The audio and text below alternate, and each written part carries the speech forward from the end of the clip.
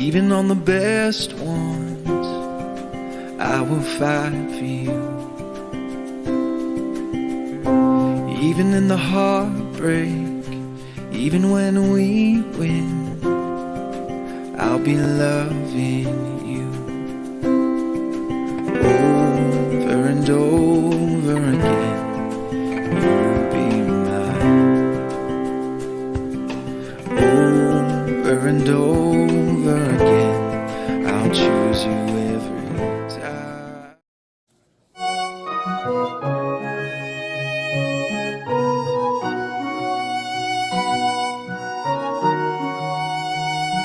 कलवरी के पास खड़ा हो, खून की धारा देखता जा, तेरे पापों का यही दाम दिया है मसीह यीशु ने।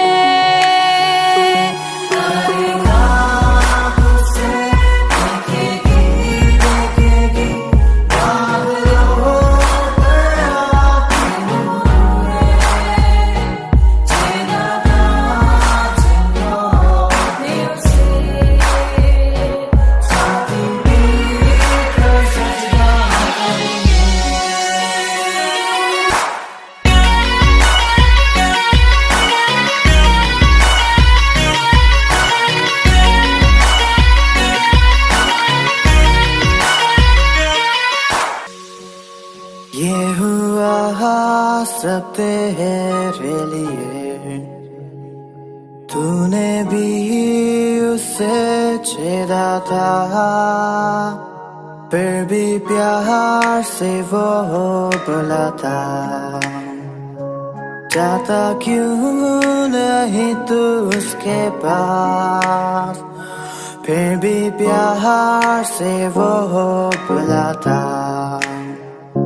जाता क्यों नहीं तू उसके पास।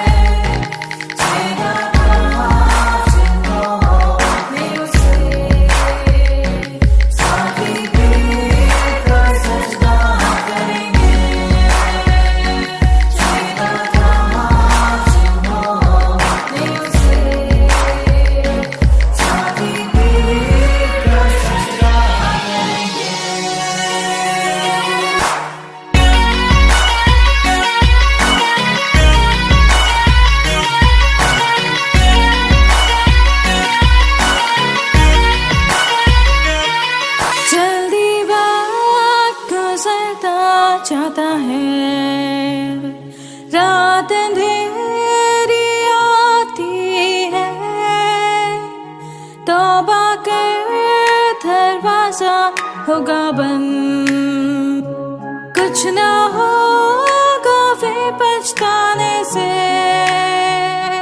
तौबा कर दरवाजा।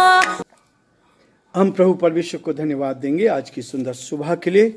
परमेश्वर ने आज का दिन फिर से मेरे और आप में के जीवन में दिया है ताकि हम प्रभु की महिमा करते जाएं। प्रियो, मैं आप सभी का स्वागत और वेलकम करता हूं living Christian women fellowship ministry Jaipur में। मैं धन्यवाद देता हूं कि आप हमारे साथ जुड़े हैं। मैं धन्यवाद देता हूं कि आप हमारे साथ आप इस यूट्यूब चैनल को दूसरों को सब्सक्राइब कर रहे हैं और परमेश्वर आपको इसके द्वारा आशीष दे रहा है। हमारी यही प्रार्थना है, यही दुआ है कि आप आगे बढ़ते जाएं। हर कठिन परिस्थिति में आप परमेश्वर के साथ आगे बढ़ते जाएं ताकि परमेश्वर की महिमा आपके जीवनों में होती चली जाए। परमेश्वर मुझे और आपको इस बात के लिए कहता है कि हम मसीह में मजबूत होते चले जाएं, परीक्षाओं में सफलता प्राप्त करते जाएं। जब परीक्षाएं आती हैं तो उस समय मैं क्या करता हूँ, मेरा ध्यान कहाँ पर है। और इसलिए प्रभु का वचन आज मुझे और आपको इस बात के लिए कहता है। 2 कुरिन्थियों का 7 अध्याय और उसके 9 पद को मैं आपके सामने पढ़ना चाहूँगा। लिखा है, अब मैं आनंदित हूँ, पर इसलिए नहीं कि तुमको शोक पहुँचाया, वरन इसलिए कि तुमने उस शोक के कारण मन फिराया, क्योंकि तुम्हारा शोक परमेश्वर की इच्छा के अनुसार था कि हमारी ओर से तुम्हें किसी बात की हानि ना पहुंचे। परमेश्वर अपने इस वचन के पढ़े जाने पर आशीष दे। यह है जीवन की वो उन्नति, जिस उन्नति में प्रभु मुझे और आपको लेकर चलना चाहता है। यीशु ने कहा मत्ती उसका 26 अध्याय 31 पद में, मैं चरवाहे को मारूंगा और झुंड की भेड़ों को तितर बितर हो जाएंगी। ऐसा समय आ गया है। इस समय के लिए पहले से यीशु मसीह ने भविष्यवाणी की थी कि मैं चरवाहे को मारूंगा और झुंड की भेड़ें तितर बितर हो जाएंगी। मेरे और आपके जीवन में प्रभु आशीष तो देना चाहता है ताकि हम उसके साथ आगे बढ़ें। वो हमारा मार्गदर्शन करता है ताकि हम उसके मार्गदर्शन में आगे बढ़कर प्रभु की महिमा करते चल जाएं। प्रियो, हम अपने सरों को झुकाएंगे, हम प्रार्थना करेंगे ताकि प्रभु की आशीष को अपने जीवन में हम ले सकें। धन्यवाद, स्तुति के योग्य हमारे सामर्थ्य परमेश्वर,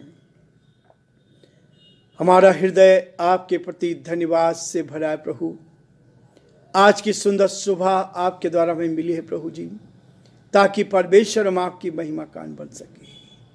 ये दिन आपने दिया, इस दिन पर आपके अनुग्रह की दृष्टि चाहते हैं ताकि इस दिन के द्वारा आदर महिमा आपको मिल सके और आप ही का नाम ऊंचा किया जाए। धन्यवाद हो, धन्यवाद हो परमेश्वर, धन्यवाद हो परमेश्वर। आप दया के धनी हैं, आप विश्वास के योग्य परमेश्वर हैं, अद्भुत युक्ति करने वाले पराक्रमी परमेश्वर। हमारी आपसे प्रार्थना, आपसे विनती, आपसे निवेदन है प्रभु, अपनी उपस्थिति का एहसास देना, अपने प्रेम का एहसास देना, ताकि परमेश्वर सब बातों में आदर महिमा आपको मिल सके और जो आपकी योजना है पिता जीवन में पूरी की जाए। हे दयालु, हे सामर्थी, हे विश्वास के योग्य परमेश्वर, हमारी आपसे प्रार्थना, आपसे विनती है, आपका हाथ हर कदम पर साथ बना रहे। हम यही प्रार्थना कर हमारे सारे श्रोताओं के लिए, सारे भाई बहनों के लिए जो आज इस आवाज़ को सुन रहे हैं, हमारे साथ इस प्रार्थना में शामिल हैं। यीशु के नाम से हम हर एक को ब्लेस करते हैं, आशीष देते हैं परमेश्वर। हर एक के जीवनों पर आपके अनुग्रह की दृष्टि चाहते हैं, हर एक को अपने हाथों में ले, ताकि हर जन आप में सुरक्षित रहे, हर जन आपकी महिमा कान बन सके और जो आपकी योजना है प्रभु उसको हम पूरा होता हुआ देख सके। धन्यवाद, धन्यवाद, धन्यवाद। आपने हमें संभाला, आपने हमारी मदद की। हमारे प्रदेश राजस्थान के लिए प्रार्थना करते हैं, यहाँ के मुख्यमंत्री के लिए प्रार्थना करते हैं। आपका हाथ उन पर, उनके पूरे कैबिनेट के मंत्रियों पर हो प्रभु, आप उनको अपने हाथों में ले, सही मार्गदर्शन करें ताकि इस प्रदेश का संचालन आपकी महिमा के लिए कर सकें। हम धन्यवाद देते हैं, आपकी स्तुति करते हैं। हमारे देश के प्रधानमंत्री के लिए, राष्ट्रपति के लिए आप उनको भी अच्छी बुद्धि दें ताकि इस देश का संचालन आपकी महिमा के लिए कर सके और जो आपकी योजना है उसको पूरा करें। बड़े आदर के साथ, दीनता, नम्रता के साथ हम अपने आप को, अपने कमजोर जीवन को आपके हाथ में सौंपते हैं। प्रार्थना विनती करते हैं, हर एक की रक्षा कर। सारी महिमा हम आपको देते हुए इस विनती को अपने प्रभु, अपने धारकर्ता यीशु मसीह के नाम से मांगते हैं, आमीन। प्रियो, पौलुस कुरिन्थुस की कलीसिया को इस दूसरे पत्र को लिखकर इस बात के लिए कहता है और एक दूसरे को प्रोत्साहित करता है, एक दूसरे को आगे बढ़ाने की कोशिश करता है ताकि हम आगे बढ़ें और प्रभु की महिमा करें। यद्यपि हर एक मसीह की परीक्षा और सताव से हमें गुजरना पड़ता है। हर एक मसीह को की परीक्षा होती है, हर एक की परीक्षा होती है और एक मसीह को परीक्षा और सताव से होकर जाना पड़ता है। और जो सताव में से होकर जाता है, इसका मतलब है वो सही रास्ते पर चल रहा है। जो संकट में है, परेशानी में, कठिनाई में है और परीक्षा में जा रहा है, तो इसका मतलब ये है कि वो सही रास्ते पर चल रहा है, प्रभु को खुश कर रहा है, प्रभु के साथ साथ चल रहा है और ये होना निश्चित है। बाइबल इस बात को कहती है कि ये होना निश्चित है, इसको कोई टाल नहीं सकता है।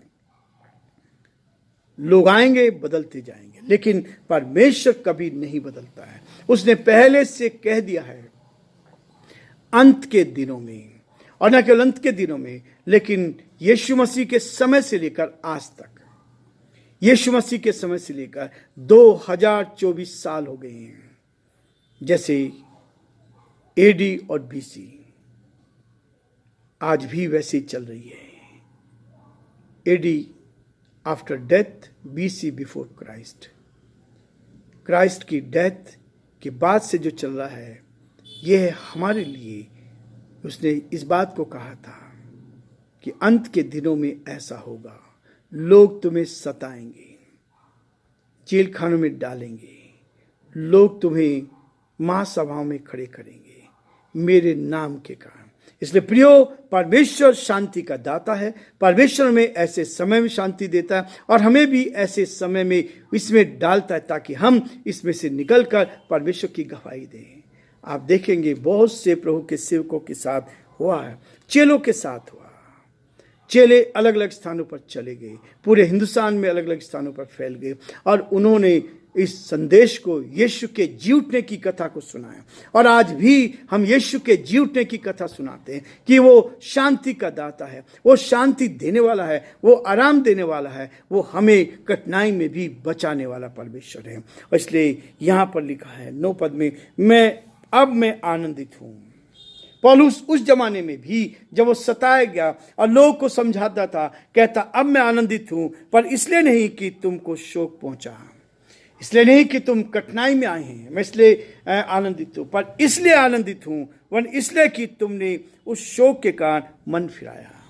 जब समस्या आती है तो लोग अपने हृदय को बदलते हैं। उस शोक में जब समस्या आती है, परेशानी आती है, हम कहाँ देखते हैं? हम ऊपर वाले की ओर देखते हैं। इसलिए कबीरदास जी ने इस दोहे को कहा था कि दुख में सुमरन सब करे, सुख में करे ना कोई। यदि दुख में सुमरन करे तो दुख काहे का हो। हम लोग भी बहुत आरामदायक स्थिति में हो जाते हैं, सब कुछ अच्छा चल रहा है, झूठ बोल रहे हैं, बेईमानी कर रहे हैं, लालच कर रहे हैं, रिश्वत दे रहे हैं, सब काम कर रहे हैं, लेकिन वो समय आता है जब परमेश्वर हमारे ऊपर परसिक्यूशन लाता है, समस्या लाता है, परेशानी लाता है, और तब हम क्या करते हैं? पौलुस यही कहता है, अब मैं आनंदित हूं, इसलिए आनंदित नहीं कि तुमको शोक हुआ, वरन इसलिए आनंदित हूं कि तुमने उस शोक के कारण अपना मन फिराया।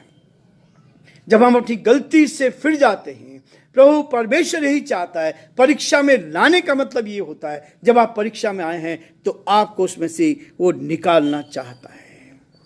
मसीह लोग के लिए सताव में आना जरूरी है। इसलिए कहता है, लेकिन सेवक और अगुवे शैतान के प्रमुख निशाने पर रहते हैं। जो प्रभु के सेवक हैं शैतान के निशाने पर रहते हैं। यदि आप आराम से चल रहे हैं तो इसका मतलब आपने शैतान के साथ समझौता कर लिया है। यदि आपने समझौता कर लिया है तो कोई मुसीबत आपके ऊपर, कोई परीक्षा आपके ऊपर नहीं आएगी। यदि आपने समझौता नहीं किया तो हर रोज शैतान आपको गिराने की कोशिश करेगा।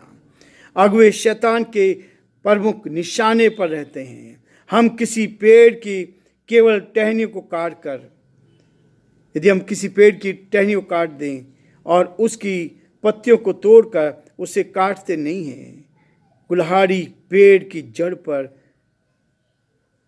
पड़नी चाहिए। पेड़ की जड़ पर शैतान यही चाहता है कि हम क्या करें? पूरी तरह से इस परीक्षाओं में फंस जाएं। लेकिन परमेश्वर कहता है कि तुम किसी ऐसी परीक्षा में नहीं पड़े जो तुम्हारे सहने से बाहर हो। परमेश्वर सच्चा है, तुम्हें उस परीक्षा में से निकाल कर आगे बढ़ाएगा। हमारा परमेश्वर सच्चा परमेश्वर है, और वो इसीलिए पौलुस भी कहता है कि मैं इसलिए आनंदित नहीं हूं, मैं इसलिए आनंदित हूं कि तुमने अपना मन फिराया। परमेश्वर इसलिए आनंदित, जब एक पापी अपने मन को फिराता है तो स्वर्ग में आनंद मनाया जाता है। हम भी रास्ते भटक जाते हैं, लेकिन परमेश्वर चाहता है कि हम सही रास्ते पर आ जाएं, और सही रास्ते पर आकर, क्योंकि तुम्हारा शोक परमेश्वर की इच्छा के अनुसार था। ये जो तकलीफ आती, जो परीक्षा आती है, ये उस परमात्मा की, उस परमेश्वर की ओर से आती है। उसमें आपको, क्योंकि उसकी ओर से था कि हमारी ओर से तुम्हें किसी बात से में हानि ना पहुंचे। परमेश्वर मुझे और आपको नुकसान पहुंचाना नहीं चाहता है, मुझे और आपको हानि पहुंचाना नहीं चाहता, परंतु वो चाहता है कि हम परमेश्वर के साथ आगे बढ़ते चले जाएं। चरवाहे पर आक्रमण किया जाता है, प्रभु के दास जो ईमानदारी से चल रहे हैं उन पर आक्रमण किया जाता है। शैतान की कार्यशैली है, शैतान को हमें समझना है। उसकी कार्यशैली है कि चरवाहे को जो रगवा है उसको क्या करे, गिराए। इन अंतिम दिनों में और भी तेज होती जा रही है और बहुत तेज होती जा रही है। शैतान इस बात को करता है, हर दूसरा प्रचारक किसी लंबी बीमारी से ग्रसित है।